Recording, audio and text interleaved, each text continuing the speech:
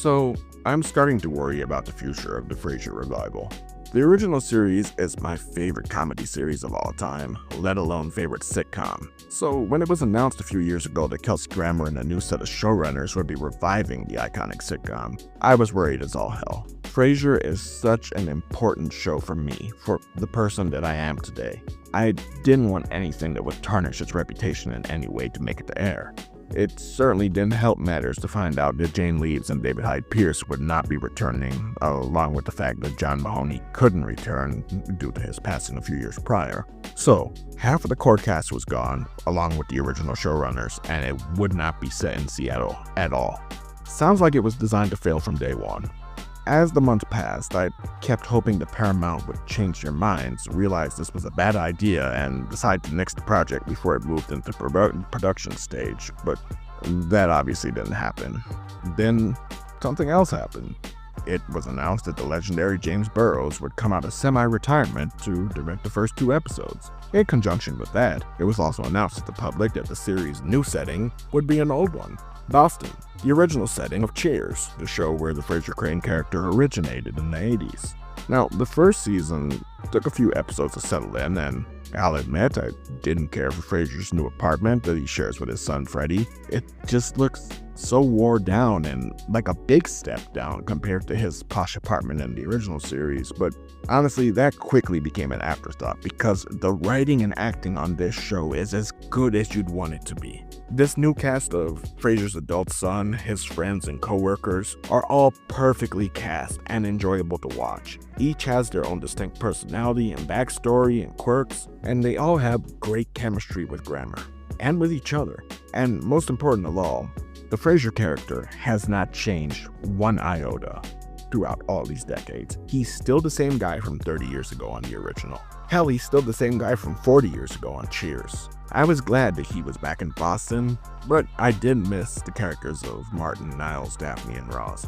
Although the latter did guest star in the season 1 finale and was a series regular throughout season 2, and that was great. It's always great to see Grammer and Gilpin play off one another in these roles. One thing I was disappointed in was the lack of Cheers cameos. I mean, they were back in Boston, but they'd mentioned that the bar was closed, I do believe in passing, which is likely for the best given how much the world has changed for the worse since that show ended. But I was still hoping to see like Cliff or Norm or Carla. Some of the cast members show up, but they didn't go that route. Other than a cameo from Lilith. I understand why though. This series needed to establish Frasier's relationship with his adult son, who the audience hasn't seen for 20 plus years and was played by a different actor back then. So trying to pull too much from the series' history likely wasn't a priority at that time. Though I'm sure it was tempting, it's crazy to think how much history the Frasier character has behind him, given how unusually long Grammer portrayed the character for across multiple shows. Which brings me to the point of all this series' future. Now, after 2 seasons on Paramount Plus, the show has been canceled and is currently trying to find a new home. This was a surprise given Grammer's optimism that they would return for a season 3 on Paramount Plus mere weeks before the studio made the announcement. But Grammer eventually told the press that it was a matter of studio politics, as the people in charge of Paramount, when they originally signed the deal, they weren't the same set of folks they were dealing with by the time the show actually aired and was being considered for future season renewals. According to Grammer, the original execs who greenlit the show were very much aware of the original series and the Frasier Crane character's overall history as a massive success in decades past, so they believed in this project from the start. But shortly after everything was said and done, the change in regime came, and much younger, less aware, and overall less interested set of people started making decisions of what would and would not continue to make it to air for Paramount. So Grammer claims that the new executives just weren't aware of how much of a powerhouse IP Frasier was in the past, and they really had no idea how to go about marketing it for today's audience. And, they didn't really know how to promote something they were likely too young to remember the first time around. Some of them probably weren't even born the first time around. And when you look at this situation, Grammer's statements do track. When the first season of the revival came out, there was little to no marketing for it. Even the idea that it was moved to streaming instead of broadcast like the first time around is a sign that they weren't exactly sure about what to do with this property. For a character with 40 years of history across what is now 3 series that ruled the ratings during their respective decades, for their entire runs, mind you, think that a bit more effort would have been put into advertising it. But enough people still watched it to justify another season, and of course, diehard fans like myself didn't need any advertising to sway us to watch. We were there. Now, for the second season, they seem to be on top of things a little bit more. The cast did some group interviews, and Grammer and Gilpin did a few with just the two of them, and there were some more promo trailers played before other Paramount Plus fare. Unfortunately, despite the better approach to advertising, the show didn't bring in the kind of numbers Paramount was hoping for. But generally, for a streaming series, it did really well, and critics marked a large improvement in quality from the first season, and overall, they did retain their initial audience, for the most part, through the second season from the first. Not too long after all this was made public, Grammer said that they were actively searching for a new home for the show, and that things were looking exceptionally good for a third season. And the most exciting part of that, at least to me, is that he also mentioned that Ted Danson is likely to be involved if this does happen. That's what made me really want a season 3.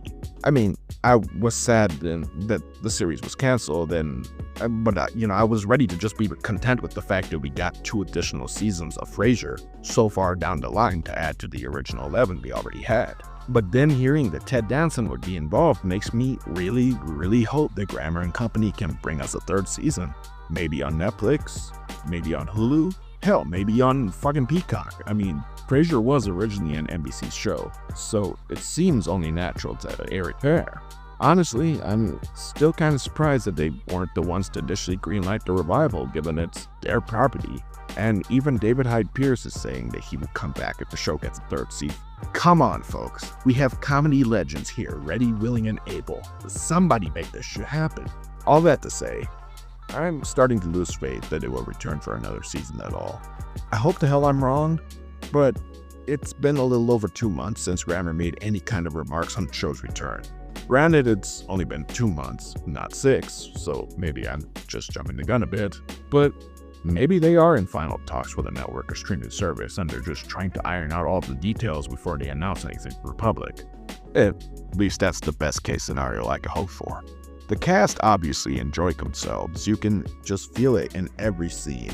The writers, producers, and showrunner clearly are fans of the original, and we're sure to take great care in creating a follow-up to stay true to that series' style and tone, and I hope they're given a chance to continue to do so. Now, what do you all think about this situation of the Frasier revival? Do you love it? Hate it? Never seen it? Could care less? If you think it deserves to come back for another season, or should it throw in the towel now? Do you think it should have been revived at all, or should it have just ended in 2004 when we initially left it? And for that matter, how many of you are familiar with the character of Frasier Crane and his extensive history spanning the last 40 years and 3 series? Please feel free to let me know in the comments. Hopefully we hear something by the end of the summer, but only time will tell. Until next time everyone, be safe, take care of yourselves, and each other.